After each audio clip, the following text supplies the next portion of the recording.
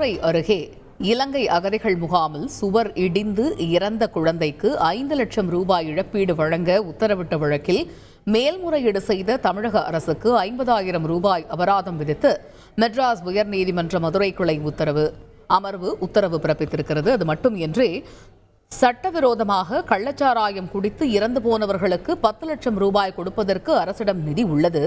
ஆனால் சுவர் இடிந்து உயிரிழந்த குழந்தையின் குடும்பத்திற்கு 5 லட்சம் ரூபாய் கொடுக்க முடியாதா எனவும் நீதிபதிகள் காட்டமாக கருத்து தெரிவித்திருக்கிறார்கள்.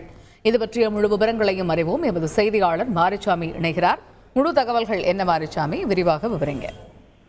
மதுரை அருகே இலங்கை அகதிகள் முகாமில் சுவர் இடிந்து விழுந்து இறந்த குழந்தைக்கு ரூபாய் 5 லட்சம் இழப்பீடு வழங்க உத்தரவிட்ட வழக்கில் மேல்முறையீட்டுக்கு வந்த தமிழக அரசிற்கு அபராதம் விதித்து அந்த மனுவை தள்ளுபடி செய்து உத்தரவு பிறப்பித்திருக்கிறது மெட்ராஸ் உயர்நீதிமன்ற மதுரை அமர்வு.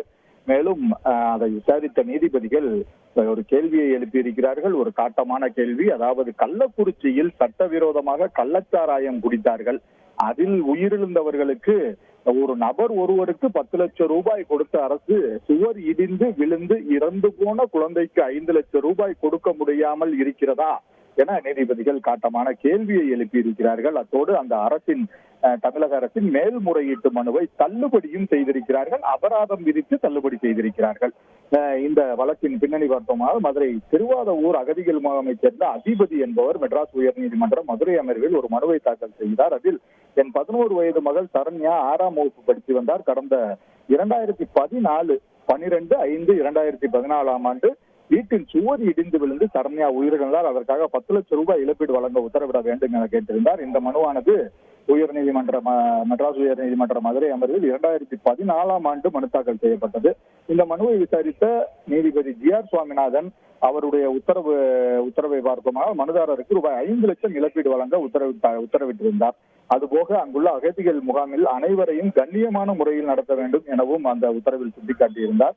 இந்நிலையில் சிறுமிக்கு 5 லட்சம் ரூபாய் பணம் வழங்க பிறப்பித்த உத்தரவுக்கு தடை விதிக்க கோரி தமிழக அரசு சார்பில் மேல்முறையீட்டு மனு தாக்கல் செய்யப்பட்டிருந்தது. இந்த மனுவானது இன்று நீதிபதிகள் ஆர். சுப்பிரமணியன், விக்டோரியா கௌரி ஆகியோர் அடங்கிய அமர்வு முன்பு விசாரணைக்கு வந்த பொழுதுதான் நீதிபதிகள் இந்த காட்டமான கேள்வியை எழுப்பியிருக்கிறார்கள். அதாவது கள்ளக்குறிச்சியில் சட்டவிரோதமாக கள்ளச்சாராயம் அருந்தி உயிரிழந்தவர்களுக்கு 10 லட்சம் ரூபாய் கொடுப்பதற்கு அரசிடம் நிதி இருந்தது. ஆனால் ஒரு குழந்தை சுவரிடிந்து விழுந்து இறந்திருக்கிறது. அதற்கு உரிய நிதி கொடுக்க முடியாமல் மேல்முறையீடு செய்திருக்கிறார்களே, இது வெட்கமாக இல்லையா என கேட்டு இந்த வழக்கில் மேல்முறையீடு ஏன் செய்தீர்கள் என்ற கேள்வியை எழுப்பியதுடன் அரசின் மனுவை தள்ளுபடியும் செய்து மேல்முறையீடு தாக்கல் செய்த அதிகாரிக்கு ரூபாய் 50,000 அபராதம் விதித்து உத்தரவு பிறப்பித்திருக்கிறார்கள்.